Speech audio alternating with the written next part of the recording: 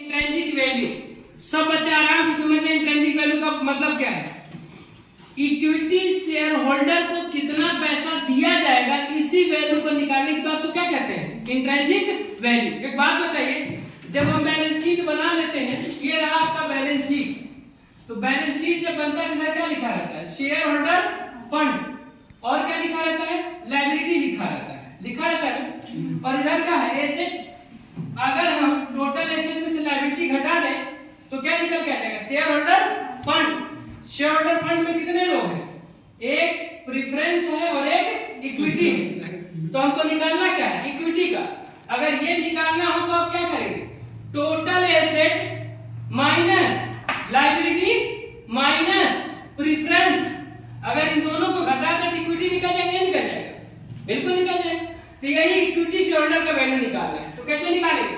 Total asset minus liability minus preference share, निकल के आ जाएगा इक्विटी शेयर्स। आइए जरा देखिए, बोर्ड पे मैंने लिखा है how to calculate intrinsic value. Intrinsic value is value of expected refund. ये परफेक्ट है कि एक्सपेक्टेड है?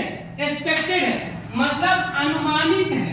ये अनुमानित रिफंड निकाल रहे हैं पर share if company is hypothetically liquidated. अगर कंपनी को एज्यूम कर लिया जाए कि कंपनी क्या हो रही है?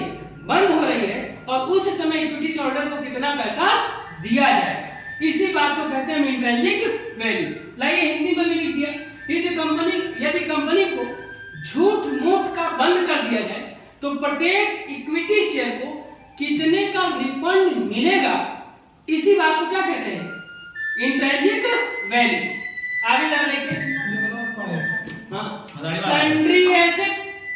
सन्ड्री एसेट में से घटा देंगे हम सन्ड्री लायबिलिटी।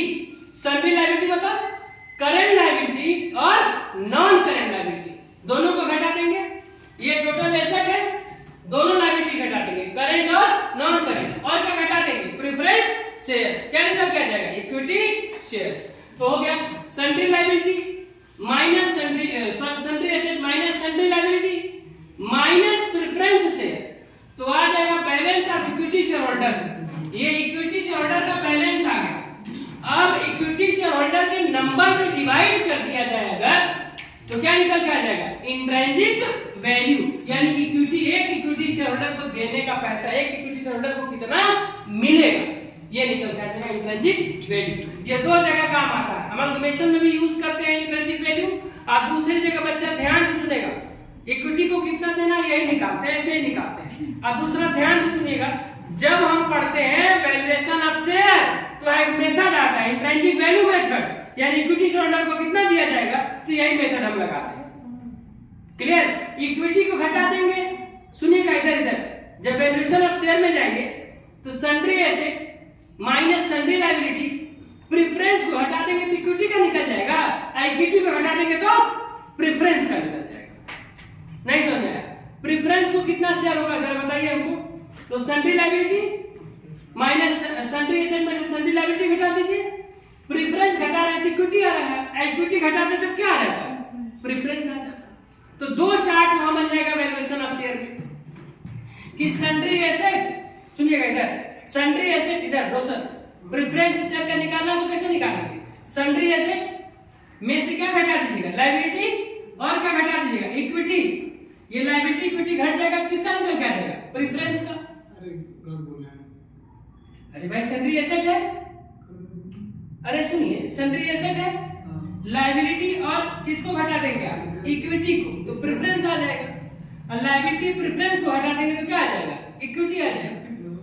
नहीं समझ में आया? उल्टा बोल रहे हैं, कभी उल्टा बता देंगे। फिर से समझ लीजिए, सन्ड्री एसेट है, एसेट में से लायबिलिटी और इक्विटी घटा दीजिएगा।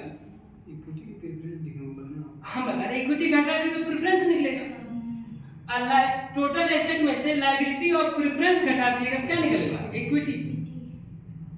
चलिए ठीक है जी। इक्विटी निकालना हो तो प्रेफरेंस घटा दीजिएगा, प्रेफरेंस निकालना हो तो इक्विटी घटा दीजिए, खत्म। ये है आपका कौन सा? Intrinsic value. तो ये आ जाता है वैल्यूएशन ऑफ शेयर में, तो प्रेफरेंस और इक्विटी का निकल जाता है। क्लियर?